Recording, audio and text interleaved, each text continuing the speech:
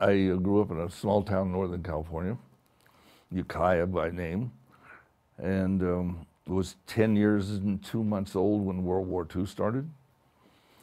So, which was hot shit. I mean, biggest event that happened since, I guess, Wall Street crashing in 1929. And, but there was servicemen coming home and they'd have a little tattoo bespectacled here and everything else. And I was in my testosterone development period and thought they were hot shit. So tattoos meant adventure, travel. They'd been out of the valley, all the way to Frisco at least. And so that's what tattoos are to me. I mean, they're like travel marks. They're like putting stickers on your luggage. So in 1946, I did. Took a day trip on the Greyhound bus, went down to St. Big City.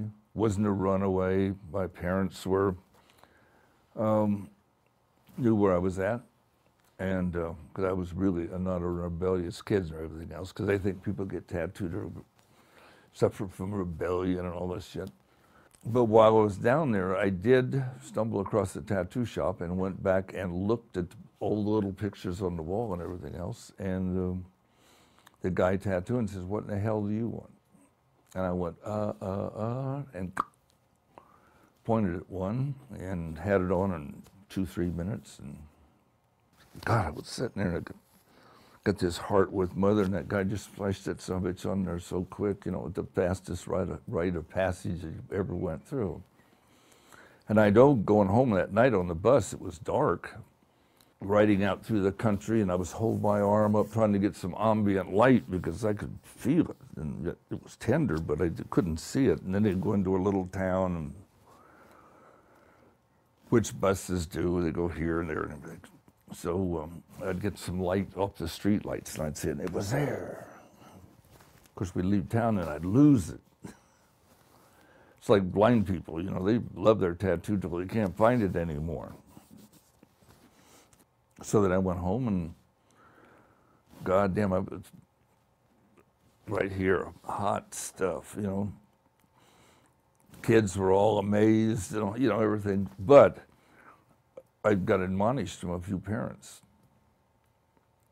Inadvertently, they would make some kind of a sly remark about it because of the stigma on tattooing. So that was my first tattoo.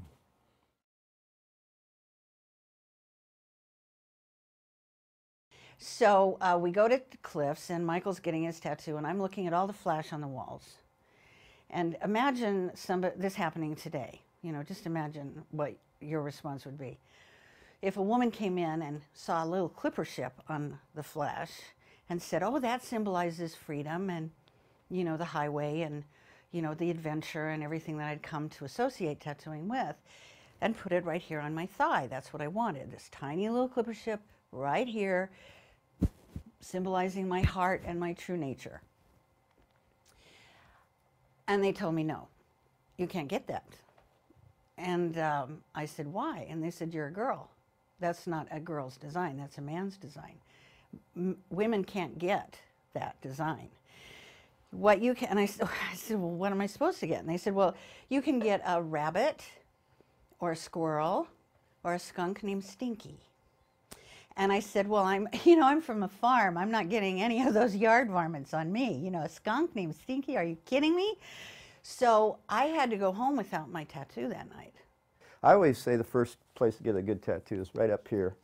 For guys, you know, you can enjoy yourself, it's easy to heal, and then you can kind of step in easy to the tattoo world. My first tattoo was done by this little old man in Tacoma, Professor Rex. And at that time, that was like the early 70s, I got like a design on my arm because it was like the type of shop where you would walk in and you would pick something off the wall and you would just get it. And I didn't really want a rose because it was too generic or something. So I decided to get a skull with bat wings.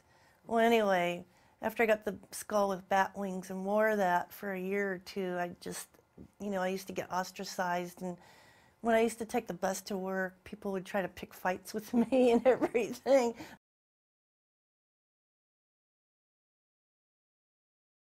Tattoos weren't very big back then, and it was overpriced. It was over how much to charge. And I was afraid of the pain because of all the myths about how much they hurt and everything. So I didn't want to get in over my head. Like I said, I was in a bad part of town. These guys had some 38s tucked under their belt, and I didn't know what the hell was going on. So I got a little one, a little rose, and it was just out of just wanting to dip my toe in the water. And then before they even had that halfway done, I picked a big dragon off the wall with a lot of black shading. I was really drawn to. It was supposed to be a cover-up, but it was a big black acetate hanging on the wall there, and then they had a painting of it, and I loved that black shading on there. He said, "Oh no, that's a cover-up. You got tattoo fever. Come back tomorrow." Well, hell, they made some money. I think they had to go get a bag of weed or something. They had a date, you know, so they didn't want to tattoo a big one that day. So I went back. I think I was on a Friday.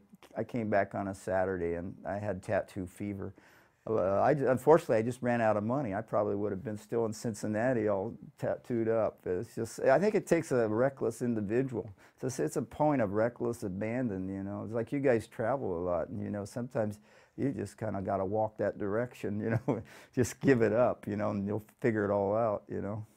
So I think that's a cool step in tattooing, just surrendering a little to this fear.